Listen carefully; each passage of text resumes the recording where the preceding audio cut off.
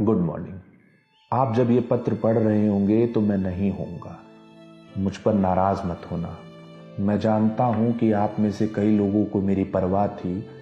आप लोग मुझसे प्यार करते थे और आपने मेरा बहुत ख्याल भी रखा। मुझे किसी से कोई शिकायत नहीं। मुझे हमेशा से खुद से ही समस्या रही है। मैं अपनी आत्मा और अपने देह के बीच की खाई को बढ़ता हुआ महसूस करता रहा हूं। मैं एक दानव बन गया हूं और मैं अति क्रूर हो चला हूं। मैं तो हमेशा लेखक बनना चाहता था, विज्ञान का लेखक, कार्ल सेगन की तरह, और अंततः मैं सिर्फ ये एक पत्र लिख पा रहा हूं। मैंने विज्ञान, तारों और प्रकृति से प्रेम किया। फिर मैंने लोगों को चाहा, ये जाने बगैर कि लोग जाने कब से प्रकृति से दूर हो चुके हैं।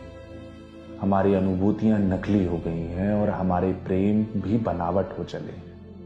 हमारे विश्वासों में दुराग्रह है। इस घड़ी मैं आहत नहीं हूं, दुखी भी नहीं, बस अपने आप से बेखबर हूं। एक इंसान की कीमत उसकी पहचान, एक वोट, एक संख्या, एक वस्तु तक सिमट कर रह गई है। कोई भी क्षेत्र हो, अध्ययन में, राजनीति में, मरने में, जीने में, कभी भी एक व्यक्ति को उसकी बुद्धि से नहीं आंका जाता। इस तरह का खत मैं पहली दफा लिख रहा हूं। आखिरी खत लिखने का ये मेरा पहला अनुभव है। अगर ये कदम सार्थक ना हो पाए तो मुझे माफ कीजिएगा।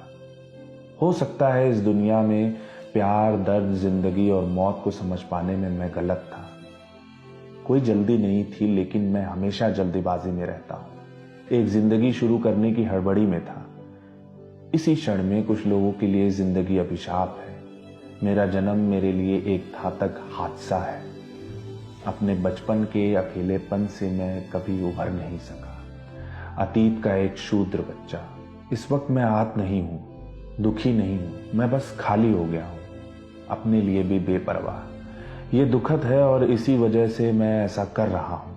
लोग मुझे कायर कह सकते हैं और जब मैं चला जाऊंगा तो स्वार्थी या मूर्ख भी समझ सकते हैं। मुझे कोई फर्क नहीं पड़ता मुझे क्या कहा जा रहा है। मैं मौत के बाद कहानियों, भूतों या आत्माओं पर विश्वास नहीं करता। अगर किसी बात पर मैं विश्वास करता हूं तो ये कि मैं अब सितारों तक का सफर कर सकता हूं और दूसरी दुनिया के बारे में जान सकता हूं। जो भी इस खत को पढ़ रहे होंगे, अगर आप मेरे लिए कुछ कर सकते हैं तो मुझे 7 महीने की फेलोशिप मिलनी बाकी है, जो 1,75,000 रुपये है। कृपया ये कोशिश करें कि वो मेरे परिवार को मिल जाए। मुझे 40,000 रुपये के करीब राम जी को देना है। उसने कभी इन पैसों को मुझसे नहीं मांगा, मगर कृपा करके ये पैसे उसे दे दिए जाएं। मेरी अंतिम यात्रा को शांतिपूर्ण और सहज रहने दें। ऐसा व्यवहार करें कि लगे जैसे मैं आया और चला गया। मेरे लिए आंसू ना बहाएं। ये समझ लें कि जिंदा रहने की बजाय मैं मरने से खुश हूं, परछाइयों से सितारों तक। उमा अन्ना, मुझे माफ कीजिएगा, ऐसा करने के लिए मैं आपके कमरे का इस्तेमाल कर रहा हूं। ASA अम्बेडकर स्टूडेंट एसोसिएशन परिवार के लिए माफ करना। मैं आप सबको निराश कर रहा हूं। आपने मुझे बेहद प्यार किया। मैं उज्जवल भविष्य के लिए ढेर सारी शुभकामनाएं दे रहा हूं। आखिरी बार के लिए जय भीम। मैं औपचारिकताएं पूरी करना भूल ही गया। मेरी खुदकुशी के लिए कोई जिम्मेदार नहीं है। किसी ने ऐसा करने के लिए मुझे उकसाया नहीं, ना तो अपने शब्दों से और ना ही अपने काम से। ये मेरा फैसला है और मैं अकेला व्यक्ति हूं जो इस सब के लिए जिम्मेदार है।